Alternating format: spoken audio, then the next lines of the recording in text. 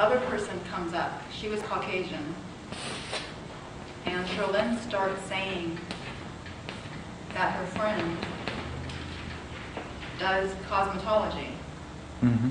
And the other person looks at Cherlynn and says something under her breath. Like, she says that that's her friend? Right, that her friend does cosmetology.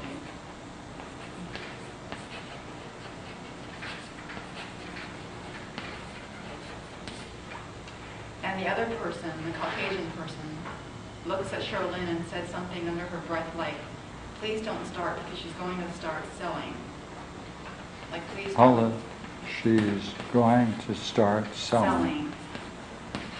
And the other girl caught it, or saw it.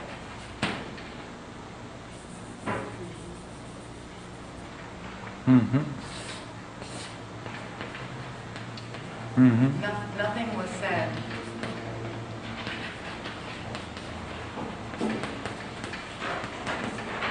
So then I asked her to show me where her store was. And we continue walking. Hold it.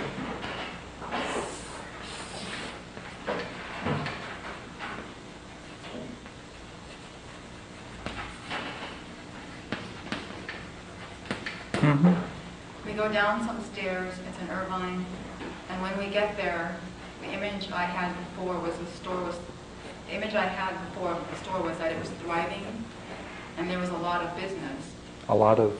Business, it was thriving. That was the image I had before I got there. And what did you find that when you got there? But when we got there, there's nothing on the shelves, and they're having some sort of a closeout sale.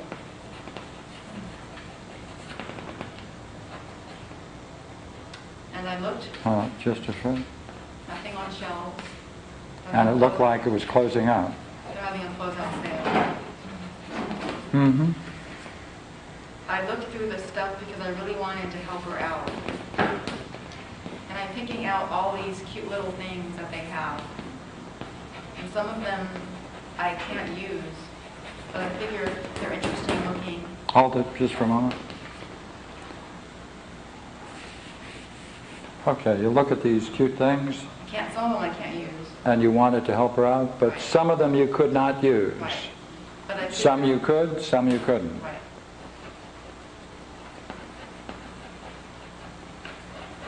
Mm-hmm. But I figured that they're interesting looking and it will help her out. One was a small... Hold on.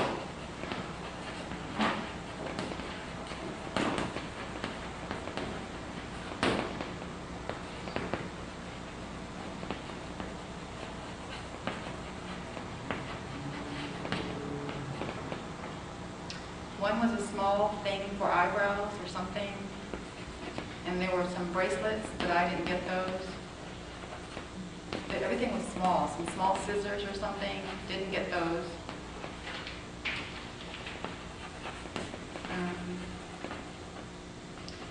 I came across pinky rings, rings for your pinky. What are they? Pinky rings, rings for your little finger. Accidentally.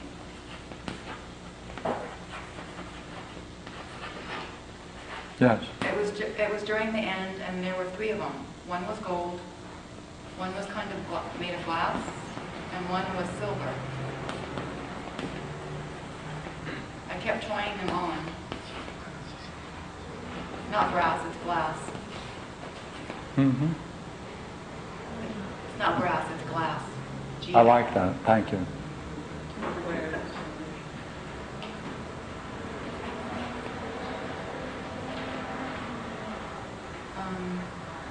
Finally, I decided on the silver one because I like silver, but on the silver one, there were some figures or patterns that looked like they were Greek.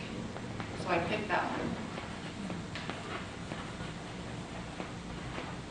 And when I was getting ready to pay for everything, I realized that I left my wallet back in my car. So I told them what I had done, and I said, I need to go get my wallet.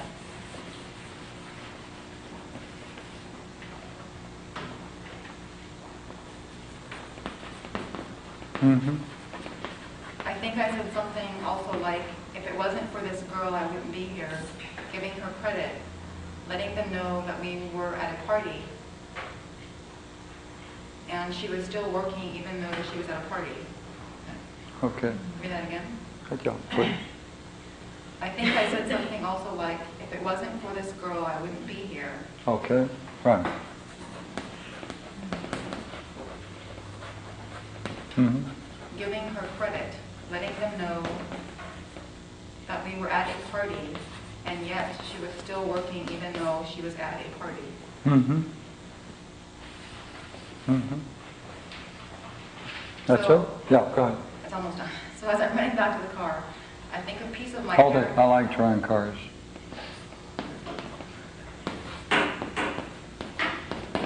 Okay. I think a piece of my hair flies out, and it really surprises me that I try to tuck it under. I had a hat on or something. A piece of your hair? Right, flew out. There it goes. And I looked down at my pinky where the ring was at, and instead of it just being silver, it was turning this beautiful blue. What color? Blue. Blue. Which is what they normally do, yeah. And on the way to the car, there was a line of old people standing in line for something.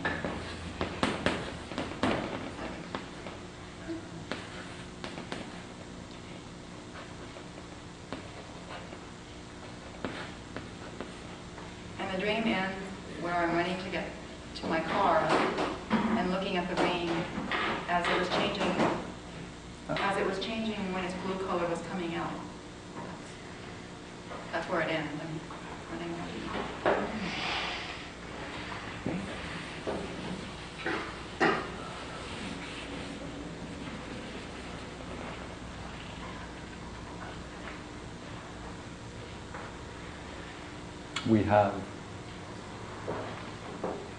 We have a order, a story, certain kind of drama. Now, you have to look at it, and you have to look at it in such a way to see whether or not there's a problem here, or whether it's totally obvious and you understand the whole thing as a story, so that if this were filmed and you saw it, it wouldn't cause you any concern at all. As an example, would you agree?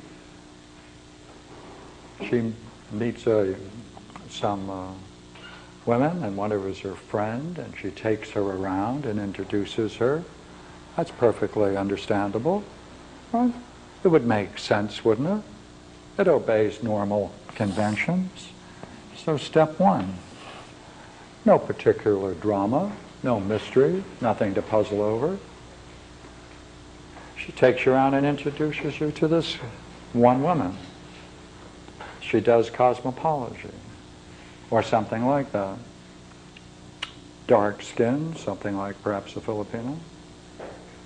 And she told you where she works. Is there any particular thing to concern yourself with that? Or would you say that's just a natural story, there's nothing to worry about? No. So therefore we can say that's part two, right? And this other woman comes, Caucasian, and she says, hey, under her breath, she's going to start sewing. Perfectly legitimate remark to make. And she caught it, said nothing. Anything unusual? Who's the she that called it? She heard the remark. But Because this remark was made under her breath. Mm-hmm. She's going to start selling. It was said, as it were, under her breath. The other person caught it.